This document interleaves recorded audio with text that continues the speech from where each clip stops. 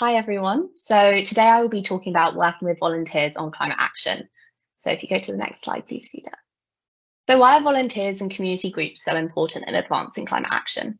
Well, just to look at a quick statistic, and I'm sure many of you are already aware of this, central government grants were cut 37% in real terms between 2010 and 2020. This is a reduction of £15 billion, impacting the amount that local authorities have to spend in their constituencies, and this is particularly affecting the most deprived areas. Next slide, please. So I want to highlight a quote from a recent report by the Local Government Association that says, at a time of rising pressure on services and tough financial constraints, it is more important than ever that councils can harness their local strengths and build successful partnerships with their local voluntary and community sectors. And this is what I want to focus on today. With many councils strapped for resources, capacity and time, it is crucial to recognise the huge potential of volunteers and community groups in achieving climate action. So next slide, please. So over 2021 and 2022, approximately 12 million people in England took part in formal volunteering, helping not only improve the planet, but also foster more inclusive societies. Of course, environmental volunteering is nothing new. It's been around for decades, if not centuries, whether that be amateur biologists collecting data about their local environment or volunteers coming together for beach and park cleanups. Yet working with volunteers and local community groups in advancing climate adaptation and mitigation initiatives or supporting local authority climate plans is often undervalued and a missed opportunity. Before I go on, I do want to quickly highlight that it's true these initiatives I just mentioned do relate to climate change also. For example, green spaces are key in providing adaptation to flood risk, but often climate change might not be the prime reason why volunteer groups start initiatives, and this is an important narrative I will touch upon later, which can help councils align with volunteers and communities on climate action. So next slide. But first, let's see how local authorities in the UK are already working with volunteers to both nurture work that's already happening and to support new initiatives. So Ashton and Friends of the Earth produced a set of over 40 case studies demonstrating how local authorities in the UK are tackling climate action. And drawing upon these examples, I wanted to highlight the value of volunteers in not only building climate resilience, but also creating positive change in the local community. Next slide, please. So protecting green spaces is a cause we all feel passionately about, but public parks are facing cuts of over 60% from current council revenues in the next decade. Volunteers played a really key role in Burnley Borough Council's strategy to replace intensive park management with approaches that improve biodiversity, cut emissions and deliver health benefits. Council officers worked really closely with the community to win their support, and 378 volunteers were recruited as park rangers to work alongside paid staff and existing community groups within this scheme. This has supported local biodiversity and climate resilience, but also the volunteers have learnt new skills and some report feeling more confident, happy and having a greater sense of purpose. Additionally, the council estimates this saved them about £34,000. The next slide, please. Staying on the topic of green spaces, Hackney Council's park work is supported by a local volunteer group called the Tree Musketeers, who have cared for trees in the borough since 2000. So it's revitalising green spaces, which provides a huge range of benefits in itself. But anyone can get involved in these volunteering initiatives that the Tree Musketeers put on, which means the scheme benefits hugely from a diverse range of skills.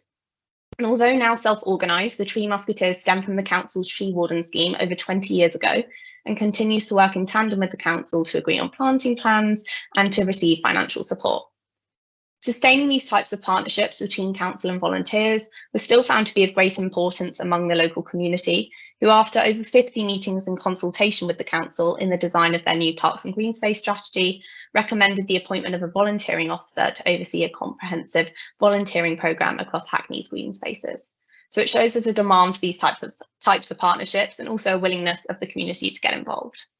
Next slide, please.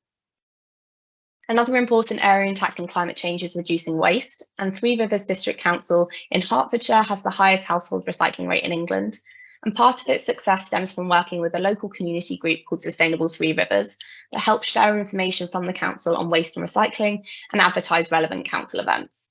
So although founded by local residents and supported by volunteers, this group helps the council's key messages reach new audiences. Next slide, please. Also helping to tackle waste, volunteers are at the heart of 11 repair cafes run by Pembrokeshire County Council, and each cafe has its own specialism and are part of a wider share, repair and reuse network. The volunteers contribute unique skills and knowledge, helping the council spread awareness about the circular economy among the general public, but also it creates opportunities for socialising among local residents and to learn new skills. Next slide. So what can we learn from these examples? Next slide, please. The first thing I want to highlight is it doesn't have to focus only on climate change. So engaging volunteers in climate action creates benefits that stem far beyond reducing emissions, whether that improves well-being or the ability to learn new skills. And this is what we call co-benefits, and it relates to the narrative I mentioned at the start of the presentation. So for example, the Repair Cafe reduces waste, but it also symbolises a space where people can save money. And this framing is a really great way to align with what matters most to local communities and volunteers. And as Ashton's co-benefit toolkit put it, emphasising co-benefits demonstrates that climate action can improve lives rather than diminish them. So it will help increase engagement in volunteering initiatives, but also allow local authorities to tackle several objectives simultaneously. Next slide, please. Another really important thing to consider is that volunteers and community groups are not a free or low-cost alternative, nor a means to place responsibility on the public. So although councils are strapped for resources and volunteers can kind of help out in a cheaper way, it's important to emphasise that they are a highly valuable resource. And they offer a wealth of knowledge and skills that can really complement to what already exists in local authorities. So next, if you click. Karen Davies, a programme manager at Pembrokeshire County Council, emphasised this by saying that working with the community enabled us as a local authority to do something we wouldn't have been able to do on our own. Next slide, please. Another thing I wanted to highlight from these examples is there's no one-size-fits-all approach. These case studies show that partnerships between local authorities and volunteers are dynamic and can shift over time. So to quickly visualise this, I want to introduce the concept of a ladder of government participation, which was developed by the Dutch Council for Public Administration, which looks at the extent to which local governments are involved in citizen initiatives. So at the bottom, we have the least involvement, and at the top, we have the most involvement of government, so kind of the more traditional role where they're involved in much of the decision making. So if I look at the 4 examples I discussed from Ashton and Friends of the Earth case studies, if you click reader, closer to the top, we might put Burnley Borough Council and Pembrokeshire County Council, where although citizens were really involved in the co-designing of projects and decision making, the council still played really key roles in the coordination of the project and the creation of networks between these different types of actors. Then we might put Hackney Council and the Tree Musketeers, where the relationship could be described as kind of more stimulating. So the council helped enable the initiative and its continuation through financial support, but the Tree Musketeers govern and coordinate independently from the council. And lastly, the Three Rivers.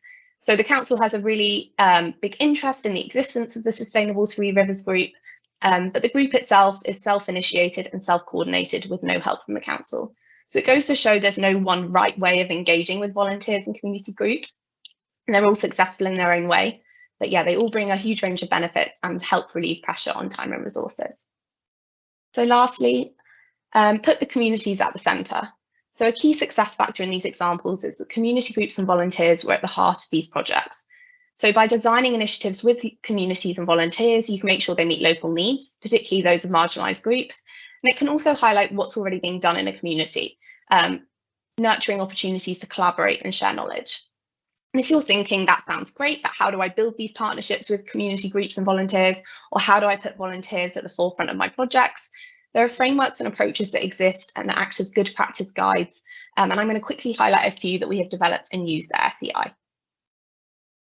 So the first one I want to quickly highlight is the Tandem framework. This is a co-production framework that focuses on stakeholder engagement, and it needs to be tailored to different contexts, but it can act as a really good practice guide. So its premise, you consider a tandem bicycle. 2 people with differing skills, styles and fitness levels need to pedal in harmony to reach a given destination. So you need clear communication, collaboration and space for learning. So the latest version of the framework you can see on the left-hand side. There's lots of components, and it's designed to be used iteratively to account for the kind of messy reality of decision making.